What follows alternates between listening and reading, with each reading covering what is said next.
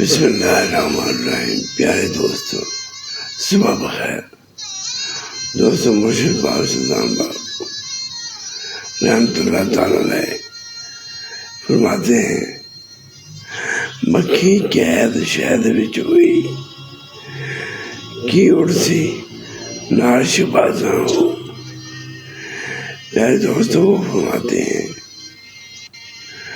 کہ دنیا میں اتنے مگر نہ ہو جو کہ آپ کو دنیا میں آنے کا مقصد بھول جائے۔ تو اپنے کلام میں اس طرح فرماتے ہیں کہ جو مکھی شہد میں گر جاتی ہے تو وہ وہاں قید ہو جاتی ہے، تو وہ پھر کیا اڑسی نال شہبازاں ہو۔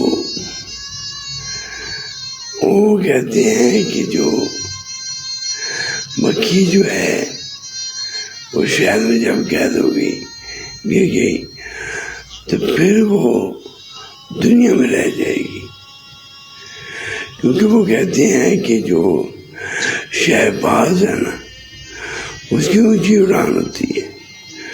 اور شہباز وہ کہتے ہیں جو لوگ فقر کے راستے پہ، دین کے راستے پہ چلتے ہیں، ان کو وہ کہتے ہیں کہ یہ شہباز ہیں، ان کی اڑان اونچی ہے کہ یہ اللہ تک پہنچنا چاہتے ہیں فقر کے راستے پہ۔ اور جو مکھی ہے وہ تو شہد میں گر گئی تو وہیں کی رہے گی۔ تو وہ مکھی جو ہے وہ دنیا دار ہے۔